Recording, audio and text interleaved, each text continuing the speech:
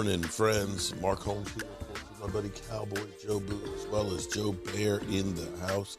And as always, I want to thank you all for watching, commenting, subscribing, and being part of the Joe Boo Sports Report. Without you guys, as well as you ladies, you know that this literally does not work. So let's get over to business and let's wake up the football gods this morning. How you doing? It is Saturday, one day away from week number 3, Sunday full slate of games, as well as, of course, Monday night, the Dallas Cowboys taking on the Philadelphia Eagles. Well, all the talk is done. The practices are in the books, and it's just a matter of coming out there and actually playing this weekend. There's been a lot of talk about Zeke Elliott versus Tony Pollard.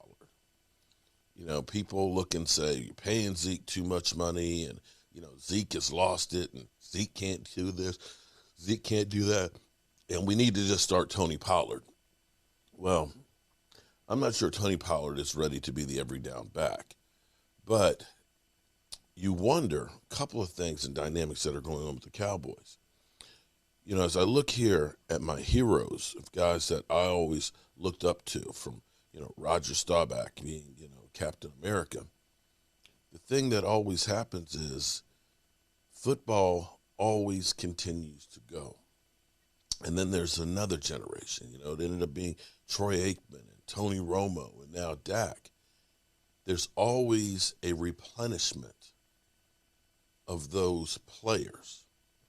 And the question is, are we beginning to see the beginning of the changing of the guard with Zeke Elliott to Tony Pollard?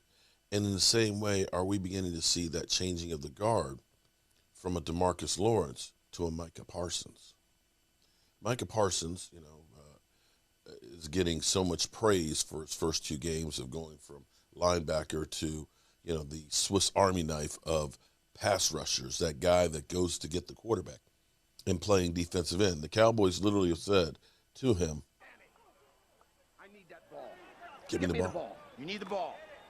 Get me the ball. Get me the ball. Are you going to get me the And ball? thus far, he is putting the pressure on to the point where Pro Football, the boys, you know, Skip, the boys at Pro Football Focus, they watch a lot of football, Skip. They watch a lot of they know football, Skip.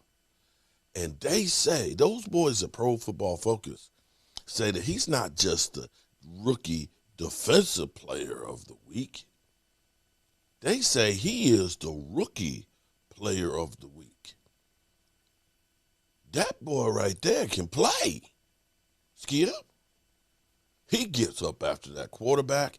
He make the tackle look like he's standing flat-footed, son. And you look at him and you see that he is truly a budding star.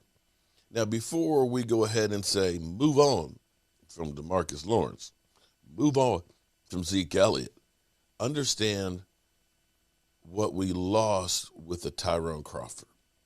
Tyrone Crawford hasn't played well in years. But Tyrone Crawford, more than what we knew, was actually a leader in that locker room and with these guys, as well as a mentor. And we're beginning to see that on display with DeMarcus Lawrence. You see DeMarcus Lawrence working with Kamara, the rookie, you know, on how to step up, how to play. You've seen him working, of course, with Micah Parsons. And the thing that's crazy about football is you usually don't like those younger guys, because those younger guys end up spelling your own mortality. Those are the guys that are going to take your spot. And to have a person who is all about the team, instead of saying, you're not getting my carries, you're not getting on the field, I'm not teaching you shit. You have guys that are all about the team, that are teaching them. And this is what Dak Prescott said about Zeke. Zeke has always been a very unselfish player and going to do whatever it takes for this team's success. So if there's any misnomer about that, we should probably nix that and get rid of it now. He's all about the team. He's all about the brotherhood. He's all about the team success. Obviously, individual success is great, but it's not about that. I'll continue to credit him and just our whole offense as a whole. There's a few guys on our team that are paid well, and it never comes into play. That's never what the game is about. We all want to see each other succeed, and that lack of egos we have is going to be the key to our success. And that's the thing that's crazy is, here's what you got to understand is the players in the locker room, they're not mad that you got paid. Because if you're getting paid, then that means there's a chance that I get paid. They don't look at it and say, I hope they put the thumbnail to you and that you don't get shit because you're a stud and you're playing and you're not getting paid. Then I'm probably not going to either.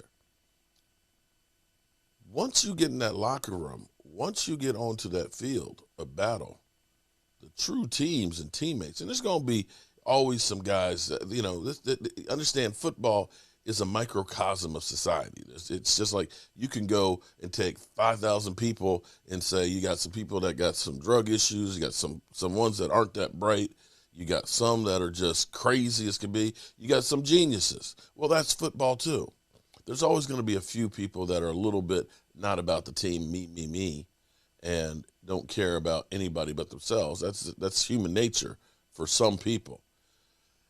But for the most part, the Cowboys have a locker room of guys that are actually gelling as a team and looking out for each other. And I think part of that is because of the situation that is the Dallas Cowboys, that most of these players live year-round in Dallas, that they hang out together, they do things together. They're there meeting at the Star, working out together, that these guys are really beyond just teammates, that these are brothers in arms. You don't necessarily have that with everybody. You think of Aaron Rodgers, who lives in Cali in the offseason and doesn't show up for OTAs. He shows up for training camp in the season. He's not tied, and you can see emotionally he's not tied to Green Bay at all. And when things get down, you band together because I don't want my teammates to fail along with me. And that should be part of the success of the Dallas Cowboys. But make no mistake about it.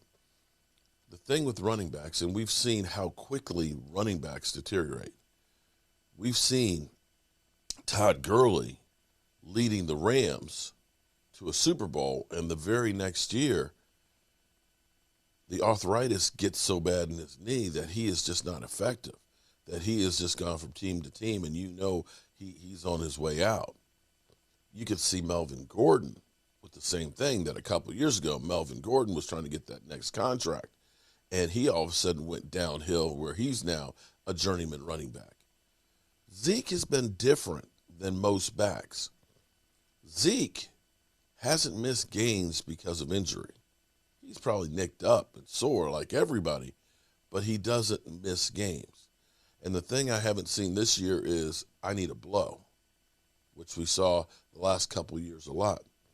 The thing that instead of saying and or,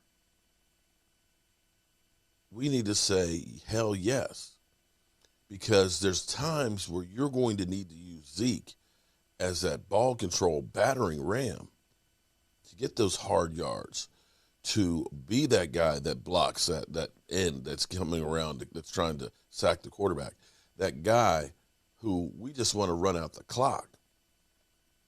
And with Tony, you want him to be that change of pace back as well. I don't know how much longer Zeke Elliott will be at that high level, but having Tony Pollard and him being able to switch times and carries will help prolong Zeke Elliott longer than if it's just Zeke. If you remember what we did with DeMarco Murray, where he got the 1,800 yards plus, that it was just DeMarco Murray, and come the next year, he just dropped off a cliff. I mean, he was still productive, but not in the same way that he was with the Cowboys that year. This is the ideal situation for the Cowboys. You get the leadership, you get that battering, bruising running back, and you prolong his career to keep that there for the future. Now, Micah Parsons D-Law is a beast, great run stopper, guy that puts pressure on, a guy who shows up, and that leadership guy, much like I said about Tyrone Crawford. But the problem, of course, is at some points your body begins to fail you. Now, the ankle, I mean, that's kind of a freak thing. But he had the back surgery again this offseason. He's had multiple ones on there. And I'm not saying that it's time to get rid of DeMarcus Lawrence at all, because a healthy DeMarcus Lawrence is also a game changer as well. And if you can marry him up with a Micah Parsons, and if we can really get Randy Gregory going, all of a sudden you've got a team that can start going really after the quarterback. And you want that capability. But you can see that leadership torch, that guy who is going to be the next generation of the Dallas Cowboys defense, like a DeMarcus Ware was, like DeMarcus Lawrence is, that Micah Parsons is going to be that guy. And the Cowboys, you can look at it right now and say they made the right call by hook or by crook, whether it was because the guys that they really wanted, Asante Samuels or J.C. Horn or one of the other guys, that it ended up being Micah Parsons, because I don't know that a cornerback would have the same effect that Micah Parsons has. So, with that being said, I've actually got to go down the road. It's going to be a long mother humping day. I got to get this place together. So I'm going to be on the road a bit. I'm going to have to talk to Stuart and Roz and see if we can do our fantasy football show maybe a little later, like maybe about 7 or 8 o'clock tonight. But I appreciate each and every one of you guys. And tomorrow we will kick off our coverage starting at 12:45. We'll be streaming the whole day. We'll have the meltdown cams going on. I do not know if Cop Pizzle will or will not be live streaming, but I plan on having, I got to check with my man Rio, a Washington football YouTuber will be here in the house with us. So it's going to be a fun day, and we'll get you ready for, of course, Monday night. With that being said, you know how we roll. Mark Holmes here, and as always, I want to thank you all for watching, commenting, subscribing, and being part of the Joe Boo Sports Report.